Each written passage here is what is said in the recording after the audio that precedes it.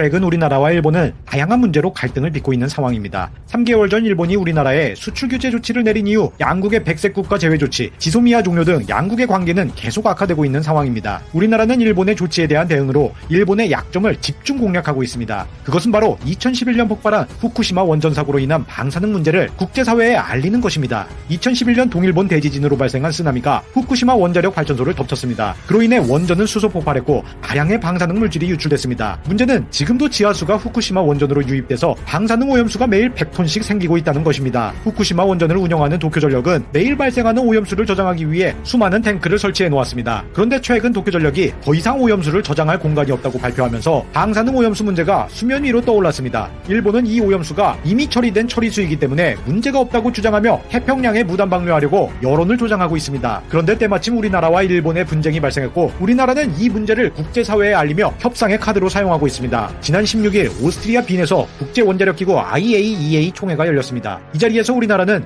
일본의 오염수 무단 방류를 IAEA가 직접 나서서 관리 감독을 해야 한다고 주장했습니다. 근데 이날 일본은 이런 우리나라의 주장에 대해 반박을 하려고 하다가 실수로 방사능 물질을 시인해버렸습니다. 일본은 이날 연설에서 후쿠시마 오염수가 안전하다는 증거를 데려다가 실수로 물을 정화하면 삼중수소 외 방사능 물질은 거의 걸러진다 라고 말해버린 것입니다. 발표자인 다케모토는 실수로 삼중수소는 걸러지지 않고 있다는 것을 시인해버린 꼴이 됐습니다. IAEA 총회가 끝난 후 일본은 공식적으로 국제무대에서 후쿠시마 오염수를 언급한 우리나라에 유감을 표명했습니다. 국제무대에서 우리나라의 로우킥 공격이 통한 것일까요? 일본의 다리가 점점 풀리는 것처럼 보이더니 최근에는 쓰러져 항복을 선언했습니다. 지난 9일 영국에서 열린 런던협약 의정서 당사국 총회에서 우리나라가 일본 후쿠시마 원전 오염수의 해양 방류 문제를 공론화하는 데 성공했습니다. 이날 우리나라는 후쿠시마 원전 오염수 문제를 정식 의제로 다룰 것을 요청했습니다. 그동안 런던 협약에서는 선박이 해양에 폐기물을 투기하는 문제에 대해서만 다루어왔기 때문에 우리나라의 주장은 받아들여지기 어려웠습니다. 그리고 이 회의에서 일본은 후쿠시마 오염수 문제는 IAEA에서 다루어야 할 문제이지 런던 협약에서 다루어야 할 문제는 아니라고 반박했습니다. 일본은 우리나라에게 IAEA에서 후쿠시마 오염수 문제를 공론화하지 말라고 겁을 주더니 런던 협약 회의에서는 이 문제를 IAEA에서 다루어야 할 문제라고 주장하고 있습니다. 앞뒤가 많이 안 맞는 일본의 행동에 어이가 없습니다. 이날 런던 협약에서는 일본이 IAEA로 문제를 넘기자는 주장에도 불구하고 중국과 칠레 대표단이 일본 원전 오염수에 대해 우려를 표명하면서 일본을 궁지에 몰아넣었습니다. 그리고 쐐기를 막은 것은 런던 협약 당사국 총회 의장인 아자라 프렌페의 발언이었습니다. 아자라 프렌페 의장은 이 사안이 당사국 총회의 논의 사항이 아니라고 말하기 명백히 어려운 만큼 이 의제를 계속 논의할 수 있도록 하고 일본은 관련 정보를 계속 공개해야 한다고 주장했습니다. 궁지에 몰린 일본은 결국 앞으로 원전 오염수와 관련해 지속적으로 투명하게 정보를 공개하겠다라고 대답했습니다. 일본은 지금까지 국제무대에서 후쿠시마 오염수 문제를 회피하고 부인하기로 일관해왔습니다. 그런데 이날 처음으로 일본이 후쿠시마 오염수 문제를 인정한 듯한 발언을 한 것입니다. 처음에는 우리나라만 이 문제를 제기했었는데 점차 중국, 칠레 등 많은 국가들이 관심을 갖기 시작하자 일본의 태도도 점점 변하고 있는 것입니다. 일본은 더 국제 여론이 안 좋아지기 전에 후쿠시마 오염수를 올바른 방법으로 처리했으면 하는 바람입니다. 오늘 준비한 영상은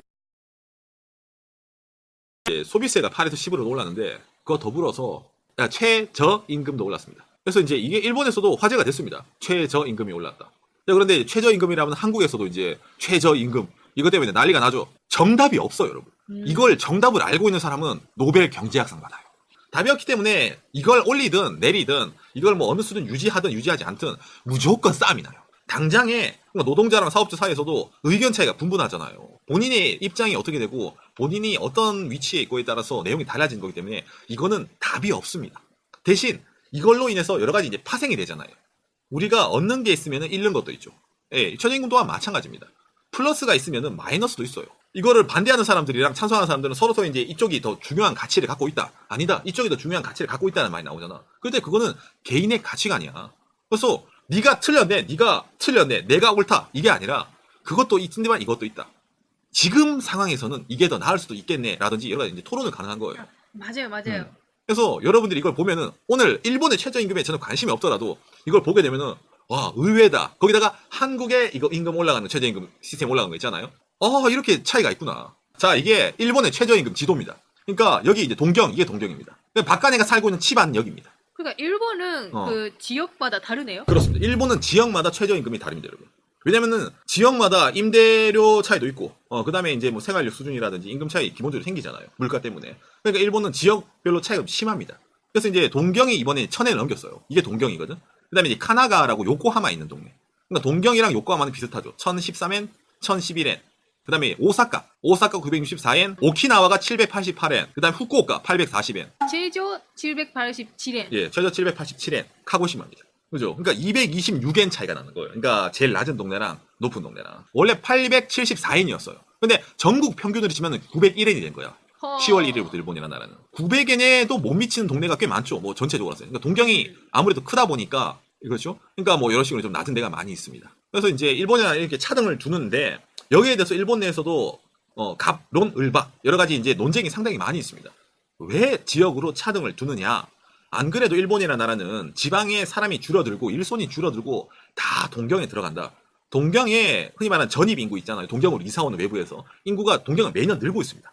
매년 느는 거거든. 근데 지방은 매년 줄어들어요. 반대방으로.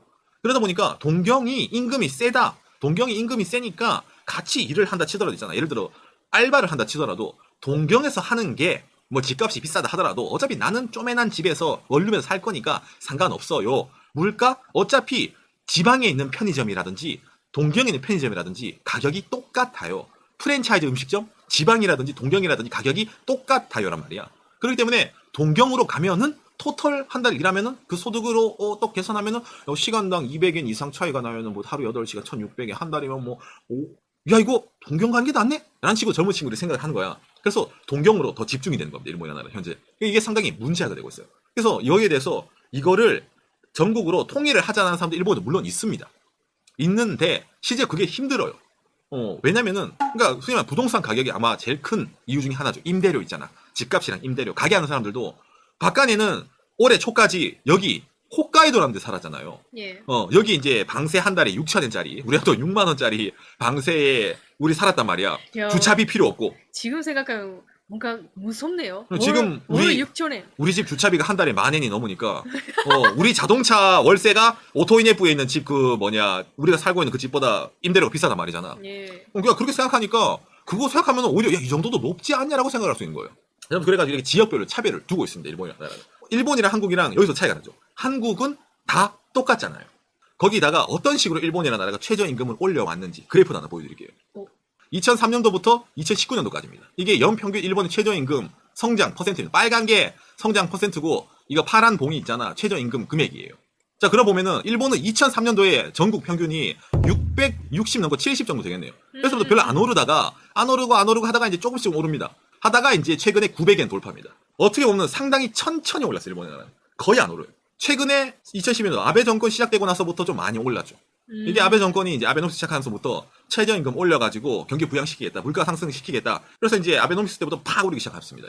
그래서 이제 최근에 이제 900엔대 돌파를 했어 일본이라는 나라는. 자, 그런데 대한민국의 최저임금 한번 볼까요?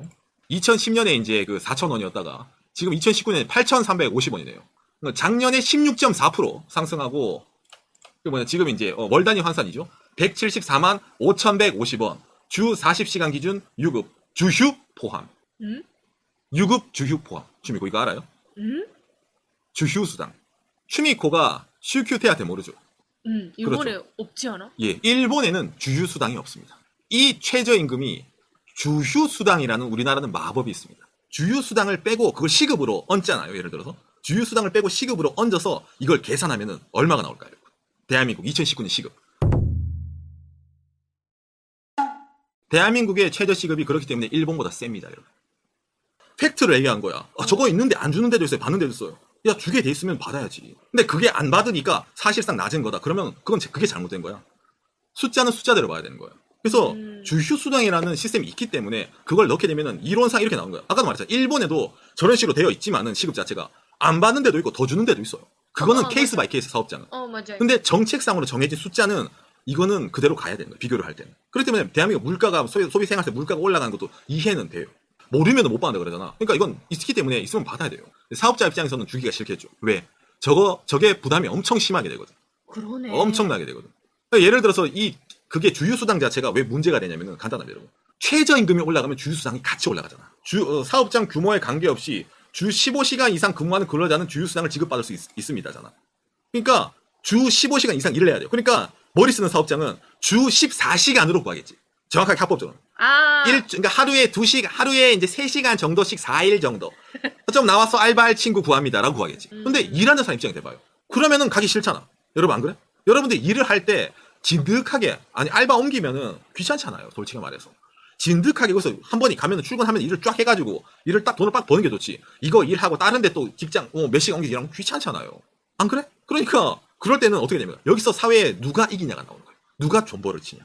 그러니까 저는 개인적으로 이런 게 이제 있으면은 근데 이건 이해가 됩니다. 왜냐면은 주휴수당 자체가 이게 상당히 사업자 입장 부담으로 다가오기 때문에 이걸 악용하는 사업자도 있을 수밖에 없는 것도 이해가 돼요. 부담이 되거든. 아까 말했잖아. 이게 있음으로 인해서 일본의 동경 말고 다른 지역 제외한 거 있잖아. 거기보다 한국이 시급이 세진단 말이야. 대한민국이라는 나라가. 대한민국의 이 최저임금이 어떤 식으로 변천됐냐면은 이게 상당히 다이나믹한 여러분. 깜짝 놀랐는데 그 오상 일본 왔을 때 2003년 때 어, 2,275원 그렇죠. 정도?